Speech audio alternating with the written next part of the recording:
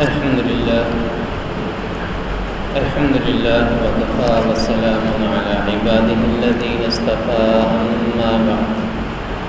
أما بعد فأعوذ بالله من الشيطان الرجيم بسم الله الرحمن الرحيم يا أيها الذين آمنوا لا تتخذوا عدوي وعدوكم أولياء تلقون إليهم بالمودة وقد كفروا بما جاءكم من الحق صدق الله العظيم وصدق رسوله النبي الكريم اللهم صل على سيدنا محمد وعلى آل سيدنا محمد وأصحاب سيدنا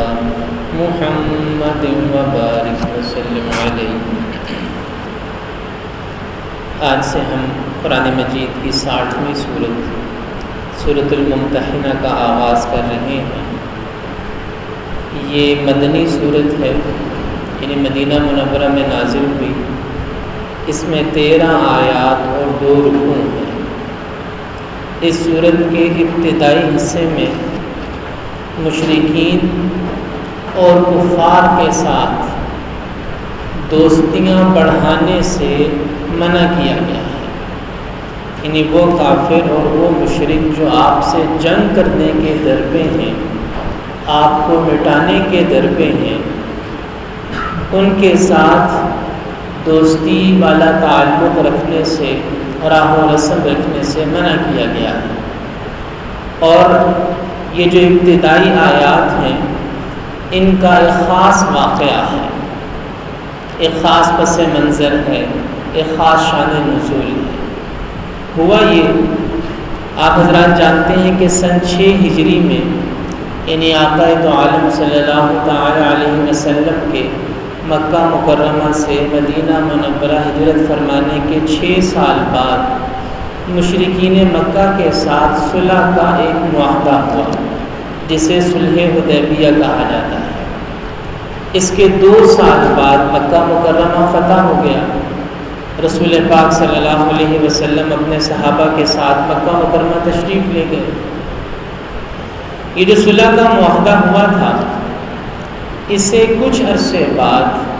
مشرکین نے اپنی شرارتوں کی وجہ سے توڑ دیا۔ نبی کریم صلی اللہ تعالی علیہ وسلم نے اس معاہدے کے ٹوٹ جانے کے بعد مکہ مکرمہ پر حملے کی تیاری شروع کر دی، لیکن سب ساتھیوں سے کہا کہ اس بات کو خفیہ رکھا جائے، اہل مکہ کو علم نہیں ہونا چاہیے، تیاری شروع کر دی۔ اس دوران مکہ مکرمہ سے ایک عورت مدینہ منورہ آئی، مدد طلب کرنے کے لیے، حاجت طلب کرنے کے لیے، غیر مسلم خاتون تھی، مدینہ منورہ آئی۔ نبی پاک صلی اللہ تعالی علیہ وسلم نے اپنے ساتھیوں کو اس کی مدد کو کہا، اسے ساز و سامان حاصل ہوا تو وہ واپس چلی گئی۔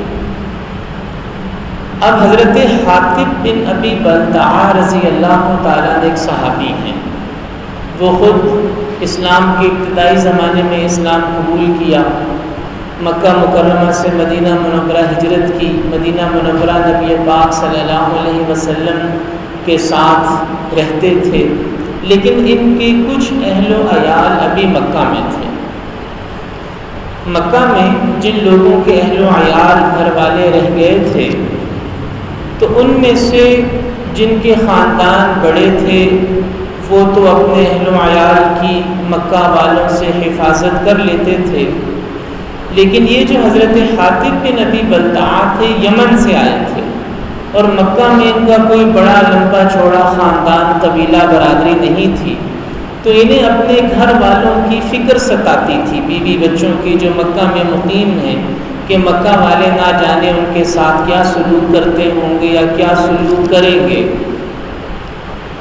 اب جب وہ عورت واپس جا رہی تھی تو حضرت حاطب بن ابی بلتعہ رضی اللہ تعالیٰ کو ایک خیال آیا۔ ویسے تو یہ پکے مومن تھے، منافق نہیں تھے۔ ایک خیال آیا کہ کیوں نہ مکہ والوں کو ایک خط لکھ کر اس بات کی اطلاع کر دوں کہ یہاں مدینہ منورہ میں نبی پاک صلی اللہ علیہ وسلم مکہ پر حملہ کرنے کی تیاری اور منصوبہ بندی کر رہے ہیں، یہ خیال ہے، اور اس خیال کو انہوں نے عملی جامہ پہنایا، ایک خط لکھا،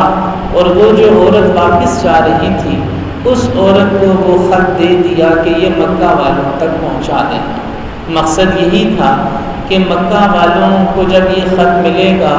کہ حاطب نے یہ خط بھیجا ہے تو وہ میری بیوی، بچوں، اہل و عیال اور میرے خاندان، چھوٹا سا خاندان ہے، اس کو تکلیف نہیں پہنچائیں گے، ان سے اچھا سلوک کریں گے، ہمدردی اور خیر خواہی کریں گے۔ اس نیت کے ساتھ انہوں نے یہ خط لکھ کر مکہ والوں کی طرف روانہ کر دیا۔ نبی کریم صلی اللہ تعالی علیہ وسلم کو وحی کے ذریعے سے اطلاع ہو گئی کہ حضرت حاطب بن ابی بلتعہ نے ایک خط بھیجا ہے۔ اب خط اس عورت کو تو نہیں معلوم کہ خط میں کیا لکھا ہے۔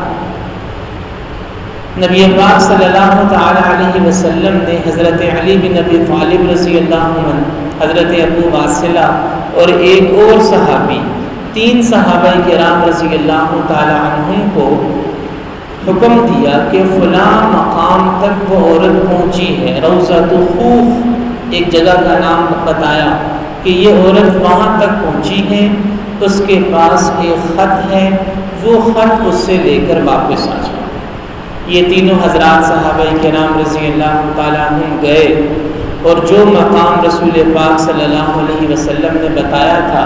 وہیں اس عورت کو جا لیا، گرفتار کیا اور اسے کہا جو خط تمہارے پاس ہے وہ خط ہمارے حوالے کرو۔ اس نے کہا میرے پاس تو کوئی خط نہیں ہے۔ انہوں نے بہت اصرار کیا لیکن وہ انکار ہی کرتی رہی۔ تو پہلے تو یہ حضرات تذبذب میں آ گئے کہ یہ تو کہتی ہے کوئی خط نہیں ہے میرے پاس، لیکن نبی پاک صلی اللہ علیہ وسلم نے فرمایا ہے کہ ہے۔ تو پھر انہوں نے اس سے سختی کی اور اسے کہا کہ دیکھو تم عورت ہو، ہم تمہاری حیا کر رہے ہیں، تم شرافت سے وہ خط ہمیں دے دو، وگرنہ تمہارے کپڑے اتار کر تم سے وہ خط نکلوایا جائے گا۔ اب جب اس عورت نے دیکھا کہ جان نہیں چھوٹ رہی تو اس نے اپنے ازار بند میں سے وہ خط نکال کر حضرت علی رضی اللہ تعالیٰ عنہ کے حوالے کر دیا۔ انہیں صحابہ کرام رضی اللہ تعالیٰ عنہم کا نبی پاک صلی اللہ علیہ وسلم کے فرمان کے اوپر یقین کہ جب آپ نے فرمایا ہے تو یقیناً اس کے پاس وہ خط ہے۔ یہ حضرات خط لے کر واپس آ گئے اور حضرت حاطب بن ابی بلتعہ رضی اللہ تعالیٰ عنہ کو نبی کریم صلی اللہ تعالیٰ علیہ وسلم کے سامنے پیش کیا گیا اور انہوں نے اپنی غلطی کا اقرار کیا اور ساتھ یہ عرض کیا کہ میرے دل میں ایمان کامل ہے اور مجھے اس بات کا بھی یقین تھا کہ میرے اس خط کے وہاں چلے جانے سے بھی مسلمانوں کو کوئی نقصان نہیں ہوگا اور مکہ مکرمہ فتح ہو کر رہے گا، مجھے یقین تھا۔ تو میں نے سوچا کہ مسلمانوں کا بھی کوئی نقصان نہیں ہے، مکہ مکرمہ بھی ضرور فتح ہو کر رہے گا، تو چلو اس کے ذریعے سے اگر میرے اہل و عیال کا فائدہ ہو جائے تو کوئی حرج کی بات نہیں ہے، یہ سوچا تھا، اس لیے مجھ سے یہ غلطی ہوئی ہے۔ نبی کریم صلی اللہ تعالی علیہ وسلم نے فرمایا کہ بلا شبہ حاطب سے بہت بڑی غلطی ہوئی ہے، لیکن ولا تقولوا له الا خیرا، تم ان کے بارے میں خیر کی بات ہی کہو۔ حضرت عمر رضی اللہ تعالیٰ عنہ کو بہت غصہ تھا، انہوں نے اجازت مانگی سر قلم کرنے کی، نبی پاک صلی اللہ علیہ وسلم نے سختی سے منع فرمایا اور فرمایا کہ کیا تم نہیں جانتے کہ حاطب بن ابی بلتعہ بدری صحابی ہیں اور بدری صحابہ کے بارے میں اللہ تعالیٰ نے یہ اعلان فرمایا ہے کہ اللہ نے ان سب کی مغفرت فرما دی ہے۔ حاطب بن ابی بلتعہ بدری صحابی، تو نبی پاک صلی اللہ تعالی علیہ وسلم نے یہ جملہ ارشاد فرمایا تھا کہ لا تقولوا له الا خیرا، کہ ان کے بارے میں خیر کی بات ہی کہنی ہے۔ یہ وہ واقعہ تھا جس پر سورہ ممتحنہ کی یہ ابتدائی آیات نازل ہوئی۔ جس میں اللہ تعالیٰ نے یہ ارشاد فرمایا ہے یا ایھا الذین آمنوا لا تتخذوا عدوی وعدوکم اولیاء، اے ایمان والو میرے دشمنوں کو اور اپنے دشمنوں کو دوست نہ بناؤ۔ یہ میرے بھی دشمن ہیں اور تمہارے بھی دشمن ہیں، تو جو میرا بھی دشمن اور تمہارا بھی دشمن ہے اسے دوست نہ بناؤ، تلقون الیہم بالمودہ، کہ تم ان کی طرف دوستی کے پیغام بھیجتے ہو۔ سارا واقعہ آپ حضرات کے ذہن میں ہے کہ تم ان کی طرف دوستی کے پیغام بھیجتے ہو۔ فقد کفروا بما جاءکم من الحق، حالانکہ جو حق تمہارے پاس آیا ہے یہ اس کا انکار کر رہے ہیں۔ یخرجون الرسول وإیاکم ان تؤمنوا باللہ ربکم، انہوں نے رسول اللہ صلی اللہ علیہ وسلم کو اور تمہیں صرف اس وجہ سے مکہ سے نکالا کہ تم اپنے رب اللہ پر ایمان لائے۔ ان کنتم خرجتم جہادا فی سبیلی وابتغاء مرضاتی تسرون الیہم بالمودہ، اگر تم میرے راستے میں اور میری رضامندی کے حصول کے لیے جہاد کے راستے میں نکلتے ہو تو ان کی طرف محبت کے خفیہ پیغام کیسے بھیج سکتے ہو؟ وَأَنَا أَعْلَمُ بِمَا أَخْفَيْتُمْ وَمَا أَعْلَنْتُمْ، جو کام تم چھپ کے کرتے ہو میں اسے بھی جانتا ہوں، جو علن اعلان کرتے ہو میں اسے بھی جانتا ہوں۔ وَمَن يَفْعَلْهُ مِنْكُمْ، اور آئندہ جو کوئی ایسا کرے گا فَقَدْ ضَلَّ سَوَاءَ السَّبِيلِ، تو اس کا مطلب یہ ہے کہ وہ سیدھی راہ سے بھٹک گیا، وہ گمراہی کا شکار ہو گیا۔ تو ایک تو یہ خاص واقعہ ہے،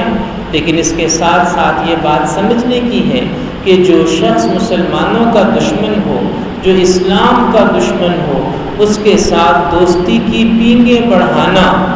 اور اس کے ساتھ راہ و رسم بڑھانا یہ ایک مسلمان کے لیے مناسب نہیں ہے۔ اس حوالے سے انشاءاللہ مزید بات ہوگی۔ اللہ تعالیٰ ہمیں قرآن مجید کو سمجھ کر اس پر عمل کرنے کی توفیق عطا فرمائے۔